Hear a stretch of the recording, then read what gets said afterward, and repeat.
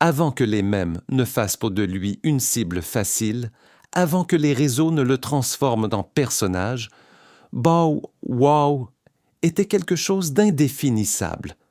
Un enfant qui dégageait le charisme d'une star internationale sans même avoir eu le temps de comprendre ce que ce mot impliquait vraiment. Il n'était pas encore un sujet de débat ni un objet d'analyse. Il était simplement là, vibrant, brûlant, incarnant à lui seul le battement d'une génération entière. Son visage sur les posters, son nom dans les Walkman, son flow dans la bouche de chaque adolescent qui se prenait pour quelqu'un. Si cette histoire vous parle, abonnez-vous et laissez un commentaire. Ça compte énormément. Tout commence à Columbus, dans l'Ohio. Chad Gregory Moss naît dans une famille modeste, élevée principalement par sa mère après la séparation de ses parents. Pendant que les autres gamins de son âge regardent des dessins animés, lui mémorise des couplets entiers d'Ice Cube et d'Eazy-E, reproduisant leur flow avec une précision qui dépasse son âge. À 5 ans à peine, il monte déjà sur des scènes locales sous le pseudonyme de Kid Gangsta.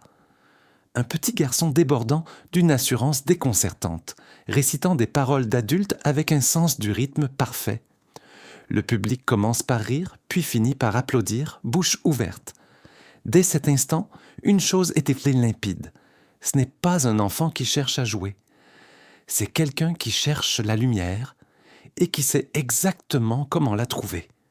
Puis arrive le moment fondateur, celui qui change tout. En 1993, Dr. Dre et Snoop Dogg amènent pour la tournée The Chronic à Columbus. En plein concert, Snoop invite quelques enfants du public à monter sur scène pour improviser. L'un d'eux est Chad. Sans hésiter une seule seconde, ce garçon de 6 ans saisit le micro et se met à rapper. Fort, précis, sans la moindre peur. La foule bascule dans l'hystérie. Snoop lui-même n'en revient pas. En coulisses après le show, il lui donne un surnom, Lil Bow Wow, et le présente au cercle de Death Row. En un soir, ce gamin de l'Ohio se retrouve entouré de la royauté du hip-hop. Dr. Dre, Snoop, Ta Dog Pound. Il apparaît dans des clips, traîne en studio, absorbe tout ce qui passe à sa portée. Mais Death Row ne le signe jamais. On lui offre une visibilité, pas une fondation. Alors, quand les projecteurs s'éteignent, Chad et sa mère reprennent la route vers l'Ohio. Pourtant, ce premier contact a tout changé. Le rêve a pris racine et rien ne pourra plus l'arracher. De retour chez lui, il continue de rapper, de se produire partout où une scène se présente. Quelques années plus tard, alors que Snoop s'apprête à quitter Death Row, il décide de donner un nouveau coup de pouce à ce jeune garçon en mettant sa famille en contact avec des acteurs influents de l'industrie. C'est ainsi qu'une cassette démo atterrit entre les mains de Jermaine Dupri. Nous sommes en 1990. JD a déjà façonné des carrières entières. Criss Cross, Dabrat, Xscape. Il sait déceler un talent brut et le polir jusqu'à l'éclat. Dès la première écoute de cette démo, il voit quelque chose que peu de gens savent reconnaître aussitôt. Le timing, le ton, le charisme naturel. Il fait venir le garçon et sa mère à Atlanta. Le premier soir, sans répétition ni préparation, JD l'emmène directement sur scène en plein concert. L'enfant se produit comme s'il était né pour ça. La foule explose. À cet instant précis, tout est décidé. Jermaine Dupri vient de trouver sa prochaine star, sous So-So Def et Sony Epic. La transformation débute immédiatement. JD le positionne méthodiquement, bandes originales, remixes, featurings, pour que son visage soit omniprésent bien avant la sortie du moindre album. Il rappe sur la bande-son de Wild Wild West, apparaît sur le remix de Jumpin' Jumpin' de Destiny's Child et s'installe dans les mémoires avant même d'avoir entamé sa propre ère. Début 2000, Bow Wow entre dans l'histoire en devenant le plus jeune artiste à ouvrir la cérémonie des Grammy Awards, présentant Madonna en direct sur scène devant le monde entier. Aucun album encore, aucun numéro 1, seulement une présence de star à l'état brut, impossible à ignorer. Cet été-là, Bounce With Me en featuring, avec Escape, déferle partout, dans les films Big Mama's House et Hardball, sur BET, MTV et dans les radios. Il atteint la première place des Téléboom chez Temp, classement sur rap et s'impose dans le Hot Cent. Le 26 septembre 2000, son premier album Be Aware of Dog sort. Il entre directement à la 8e place du Billboard 200 et devient double platine. Les singles Bow Wow, That's My Name, Puppy Love et Ghetto Girls envahissent les ondes, bombardent les ondes. Ces posters tapistent des milliers de chambres d'adolescents à travers tous les États-Unis. Il part en tournée avec NSYNC, franchissant les frontières entre le rap et la pop avec une fluidité que peu de rappeurs avant lui avaient osé. Les parents l'approuvent, les enfants l'idolâtrent. Le label a construit une machine parfaitement huilée. Et au centre de cette machine, un enfant qui ne sait pas et ne veut pas ralentir. En 2002, il est partout. Clips, talk shows, couvertures de magazines. Puis arrive Like Mike. Le film, accompagné du single Basketball, fait de lui bien davantage qu'un rappeur. Il devient une figure à part entière de la culture populaire. Le garçon qui rappait autrefois pour Snoop Dogg est désormais une valeur sûre du box-office. Il est tête d'affiche du premier Scream Tour, remplit le Madison Square Garden et signe des contrats avec des marques comme Twix et Campbell's. Chaque détail de son image est calculé, propre, fun, accessible, vendable. À 15 ans, Bow Wow est déjà un vétéran, une marque, un nom mondial. Mais intérieurement, une fissure commence à apparaître. Le monde continue de voir un enfant. Lui ne l'aide plus. En 2003, il a 16 ans et l'impatience d'un artiste qui se sent à l'étroit dans une image trop petite pour lui. Il abandonne publiquement le préfixe Lille, déclarant à MTV « Il y a trop de Lille. Je grandis ». Derrière cette phrase courte se cache une frustration bien plus profonde, celle d'un adolescent qui cherche son identité réelle après des années à n'être qu'un produit soigneusement emballé. Son 3e album, Unleashed, incarne cette tentative de rupture, cette fois sans Jermaine Dupri aux commandes. Il collabore avec The Neptunes, Swizz Beatz et Lil Jon. Le premier single, Let's Get Down, avec Birdman, affiche un son plus sombre, plus dur.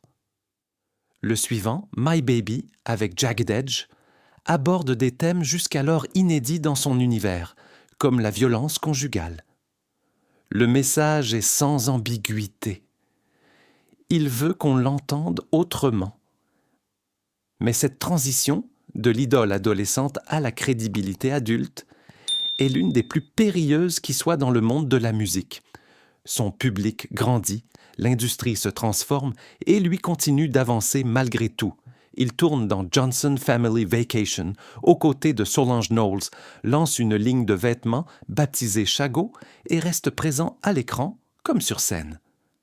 À 17 ans, il n'est plus seulement un rappeur, il est une entreprise. Puis arrive Let Me Hold You avec Omarion en 2004, fluide, mature, immédiatement iconique. Le titre atteint la 4e place du Billboard Hot Cent et représente son véritable moment de passage vers autre chose. C'est aussi à cette période qu'il entame une relation avec Ciara. Ensemble, ils deviennent le couple emblématique de la jeune culture noire. Tapis rouge, interviews croisées, tenues assorties. Leur alchimie se prolonge musicalement avec You, qui culmine à la 3e place des charts. Pour la première fois depuis longtemps, Bow Wow se sent pleinement adulte. Son album Wanted débute à la 3e place avec 125 000 exemplaires vendus la première semaine. Son premier disque accompagné d'un avertissement parental.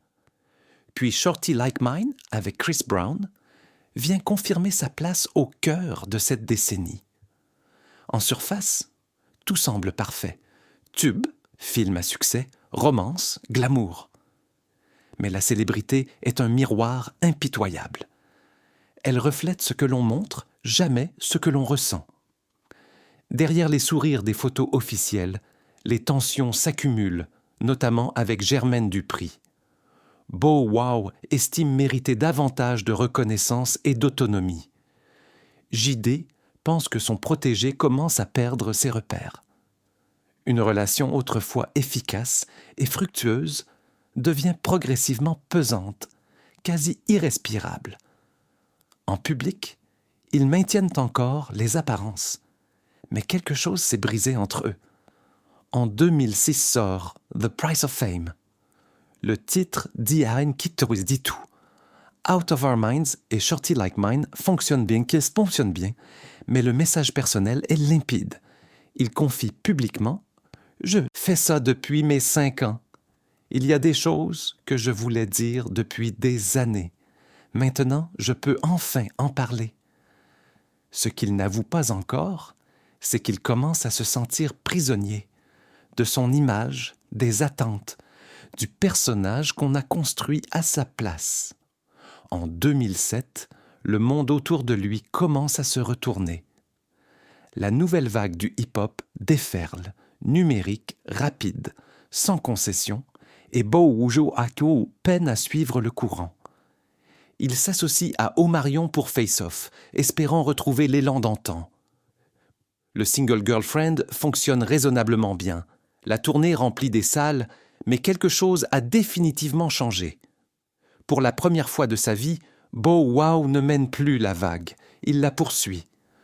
En 2009, il sort New Jack City 2, promettant un son plus mature, avec des collaborations de T.I., Trey Songz et Nelly. Mais les chiffres sont décevants. Le monde est passé à autre chose sans l'attendre. Il se recentre sur le cinéma. Entourage, Ugly Betty, Lottery Ticket. Les city rolls sont des solides, mais sa carrière musicale s'effiloche lentement. Puis vient ce qui ressemble à une décision stratégique brillante. Il signe chez Cash Money Records. Lil Wayne, Drake, Nicki Minaj, le label le plus puissant du moment. Mais aucun album ne voit le jour. Aucun single ne s'impose. Le partenariat s'éteint dans l'indifférence avant même d'avoir vraiment commencé. Et pendant ce temps, les réseaux sociaux prennent le contrôle de tout. C'est là que les premières de fissures profondes apparaissent. Bow Wow a toujours vécu devant les caméras, mais Twitter est différent. Rien n'y est scénarisé. Rien n'est filtré. Pour quelqu'un élevé dans une culture du contrôle total de l'image, c'est un terrain miné. Son conflit de longue date avec Soulja Boy ressurgit en ligne. Insultes puériles, comparaisons de voitures, défis absurdes de courses en Lamborghini. Internet se régale. Mais Bow Wow n'est plus le cool kid que tout le monde admirait. Il devient un spectacle dont on rit. En 2011, la naissance de sa fille Sheamus est rendue publique. Ce moment aurait dû être lumineux. Mais les gros titres se concentrent ailleurs, sur ses finances. Des documents judiciaires chez Papakimolihachi révèlent qu'il ne dispose que de 1 500 $ sur son compte bancaire. Pour les fans qui l'avaient toujours imaginé dans l'opulence absolue, c'est un séisme. L'illusion de richesse s'effondre en une nuit. La même année, il rejoint St. Six and Park comme co-animateur. Un choix intelligent. La télévision lui apporte stabilité, salaire régulier et visibilité maîtrisée. Pendant un temps, ça fonctionne. Son charisme naturel opère à nouveau. Le public se rapproche, mais ce qui l'aide à revenir commence simultanément à le fragiliser davantage. Ses tweets deviennent de plus en plus impulsifs, erratiques, incontrôlables. Il se dispute avec des fans, amplifie des histoires qui ne tiennent pas, s'embourbe dans des polémiques inutiles. En 2014, il abandonne le nom Bow Wow pour se rebaptiser Shad Moss. Le nom sonne plus adulte, plus posé. Mais le public ne suit pas. Pour eux, il reste Bow Wow, l'enfant qu'ils ont vu grandir, maintenant en difficulté permanente pour prouver qu'il est devenu quelqu'un d'autre. Puis survient l'épisode qui va le définir pour des années, le tristement célèbre Bow Wow Challenge de 2017. Il publie sur Instagram une photo d'un jet privé affirmant voyager en grande pompe vers New York. Quelques heures à peine après cette publication, un fan le repère dans un vol commercial ordinaire. Internet l'expose immédiatement. La photo avait été prise sur un site quelconque. Elle ne lui appartenait pas. En quelques heures, le hashtag #BowWowChallenge devient viral dans le monde entier. Des milliers de personnes postent de fausses photos luxueuses pour se moquer de lui. Du jour au lendemain, il devient une blague planétaire. Et ce n'est pas fini. Il publie une plaisanterie vulgaire ciblant Melania Trump et se fait violemment critiquer de toutes parts. 2 ans plus tard, il est arrêté à Atlanta après un conflit avec sa compagne Kiyomi Leslie. Sa photo d'arrestation, visage marqué, regard éteint, expression brisée, envahit les fils d'actualité du monde entier. Son ex Erika Mena prend publiquement le parti de Kiyomi. Et lorsqu'il interprète en Live Like You en lançant I That First en référence directe à Ciara, Internet achève ce qu'il reste de sa réputation publique. Le garçon qui dominait autrefois les classements est devenu la cible favorite du web. Le charme s'est mué en arrogance perçue, la confiance en égo insupportable. Mais malgré le chaos, #BowWow refuse de disparaître. En 2018, il explore une nouvelle voie, cette fois par les affaires. Il lance une ligne de durag en partenariat avec Red by Kiss. Et cela fonctionne. Le produit se vend dans tout le pays. Ce n'est pas spectaculaire, mais cela démontre une chose fondamentale. Quand il joue intelligemment, il peut encore influencer la culture. Puis arrive The Masked Singer en 2020. Dissimulé sous un costume de grenouille, il se produit avec une énergie, une discipline et une passion qu'on ne lui avait plus vue depuis longtemps. Lorsqu'il termine à la 3e place, le public est stupéfait. Pour la première fois depuis des années, personne ne se moque. On applaudit. Ce moment rappelle à tous que derrière le bruit, derrière les polémiques, #BowWow reste un artiste. Il confiera plus tard que cette émission lui a permis de retrouver la joie pure de se produire sur scène, une joie qu'il croyait avoir perdue pour toujours. La même année, il rejoint le Millennium Tour aux côtés de B2K, Pretty Ricky, Ashanti et Lloyd. Soir après soir, des salles combles chantent ses anciens titres mot pour mot avec une intensité nostalgique qui le dépasse. Ces enfants qui l'idolâtraient sont devenus des adultes et ils chantent même toujours. Pour Wow, Wow Wow, c'est un moment de boucle bouclée. Il revient ensuite au cinéma avec des apparitions dans CSI, Cyber, et reprend son rôle de Twinkie dans Fast and Furious 9. Il parle de réalisation, de construction durable, de laisser une trace qui survive au trend. Mais les vieilles habitudes résistent. En 2023 et 2024, il fait à nouveau la une en prenant publiquement la défense de DDT face à de graves accusations. La réaction est immédiate et sévère. Les fans le jugent déconnecté, aveugle aux réalités qui l'entourent. Malgré tout, il ne disparaît pas. Il ouvre un restaurant haut de gamme à Atlanta, Prime on Peachtree. Le lancement est spectaculaire, l'affluence massive. Une nouvelle tentative d'exister autrement, de bâtir quelque chose de concret loin du vacarme permanent des réseaux. Aujourd'hui, il est plus discret, plus posé, plus réfléchi. En interview, il parle de paternité, d'héritage, de ce que signifie réellement grandir sous les yeux du monde entier.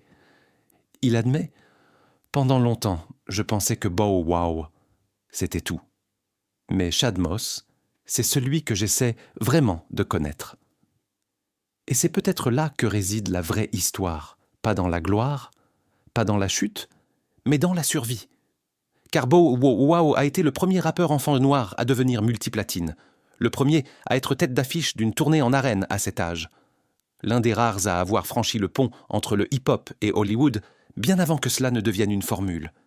Mais sa plus grande réussite est peut-être simplement d'être encore debout. La célébrité a tenté de le broyer. Internet a essayé de l'enterrer. Et pourtant, il est toujours là, imparfait, faillible, humain, mais présent. Il n'a pas disparu. Il n'a pas abandonné. Il a appris à exister dans le bruit, même quand les applaudissements se sont tus. Et peut-être est-ce cela, son véritable héritage. Non pas la perfection, mais l'endurance. Non pas l'ascension ni la chute, mais le fait qu'après tout ce qui s'est passé, Bow Wow continue de chercher quelque chose. Pas la célébrité, pas la validation, juste la paix. Parce qu'après toutes les lumières, tous les gros titres et tout le chaos, c'est peut-être la seule chose qu'il a toujours voulu. Si cette histoire vous a touché, partagez-la autour de vous, likez cette vidéo et abonnez-vous pour ne manquer aucune des prochaines, parce que les histoires, comme celle-ci, méritent d'être racontées jusqu'au bout, et vous méritez de les entendre.